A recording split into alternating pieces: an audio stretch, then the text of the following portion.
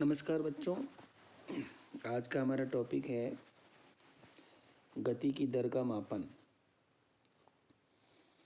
सामान्यतः हम किसी वस्तु की गति की दर का मापन उसकी चाल से करते हैं। अर्थात हम सब जानते हैं कि वस्तुओं की गति करने की दर अलग अलग होती है। कुछ अधिक तेज़ी से गति करती हैं, कुछ कम।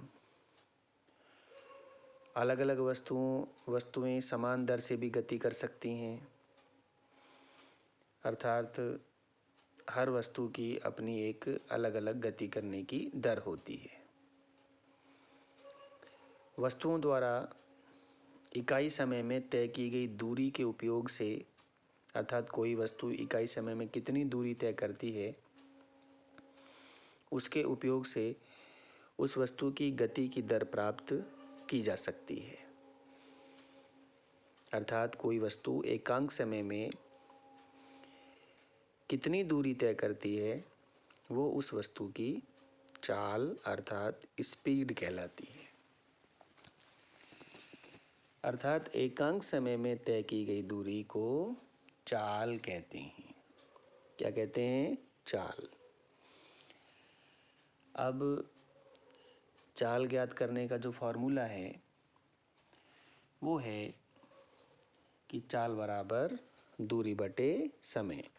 अर्थात वस्तु के द्वारा तय की गई कुल दूरी और उस दूरी को तय करने में लगा समय। तो स्पीड बराबर होता है डिस्टेंस अपॉन टाइम। अर्थात चाल बराबर होता है दूरी बटा समय। यहाँ पर जो चाल होती है या किसी वस्तु की गति होती है वो एक समान या असमान गति हो सकती है। यहाँ हम एक उदाहरण ले रहे हैं जिसमें असमान गति की सहायता से हम किसी गतिशील वस्तु की जो औसत चाल है, जो औसत उसकी जो स्पीड है, एवरेज स्पीड है, उसका हम यहाँ निर्धारण करते हैं। जैसे एक कार है जो 2 घंटे में 100 किलोमीटर की दूरी तय करती है। आप चित्र में देख रहे हैं। पहले 1 घंटे में वो 40 किलोमीटर की दूरी तय करती है और शेष 1 घंटे में वो 60 किलोमीटर की दूरी तय करती है। अर्थात 2 घंटे में वो टोटल 100 किलोमीटर की दूरी तय करती है। तो यहाँ पर जब हम उसकी चाल निकालेंगे तो वो आती है दूरी 100 किलोमीटर बटे में टाइम कितना है 2 घंटे, तो 50 किलोमीटर प्रति घंटा उसकी जो स्पीड है वो आती है। लेकिन यहाँ जो 50 किलोमीटर प्रति घंटे की जो स्पीड आती है वो उसकी एवरेज स्पीड है। जबकि हकीकत में देखा जाए तो यहाँ वो कार 50 किलोमीटर प्रति घंटे के हिसाब से चली ही नहीं, क्योंकि शुरू के 1 घंटे तो वो 40 किलोमीटर प्रति घंटे के हिसाब से चली और बाद के 1 घंटे में वो 60 किलोमीटर प्रति घंटे के हिसाब से चली। तो यहाँ पर वो 50 किलोमीटर प्रति घंटे के हिसाब से तो चली नहीं। तो शुरू में 40 किलोमीटर प्रति घंटे के हिसाब से चलने का मतलब है कि सड़क पे कोई गड्ढा था या कोई सड़क खराब थी, ट्रैफिक था, इसलिए कार की स्पीड कम रही।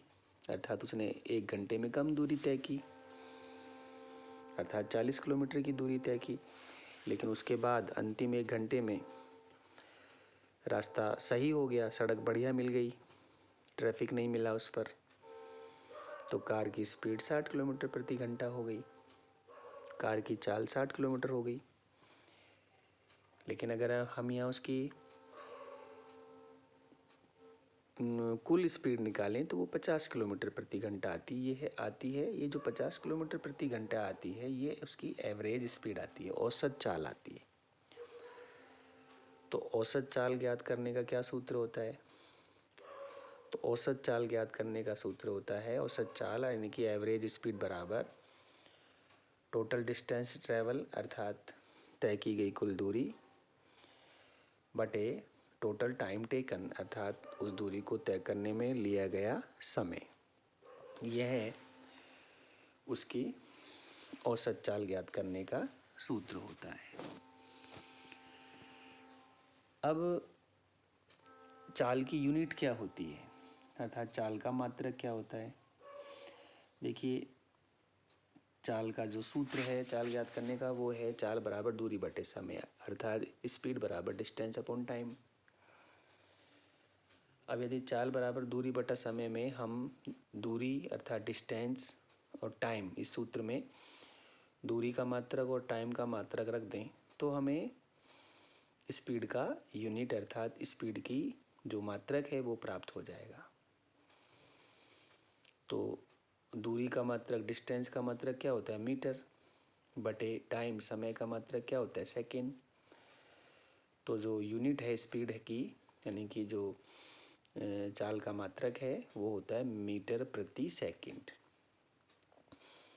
अर्थात जो स्टैंडर्ड यूनिट होती है, एसआई यूनिट होती है, उसमें स्पीड का जो मात्रक है वो मीटर पर सेकंड होता है अर्थात m/s होता है।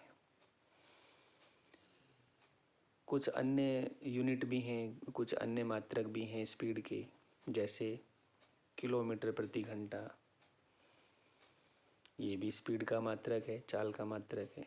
सेंटीमीटर प्रति सेकंड, ये भी स्पीड का यानी कि चाल का मात्रक होता है। तो हम कह सकते हैं कि एकांक समय में किसी वस्तु द्वारा तय की गई दूरी को हम चाल कहते हैं। चाल का सूत्र चाल बराबर दूरी बटा समय होता है। जब कोई वस्तु असमान गति से गतिशील हो तो उस समय हम उसकी एवरेज स्पीड निकालते हैं और एवरेज स्पीड निकालने का, औसत चाल निकालने का जो सूत्र होता है वो होता है टोटल डिस्टेंस ट्रेवल्ड अर्थात कुल तय की गई दूरी बटे उस दूरी को तय करने में लगा समय।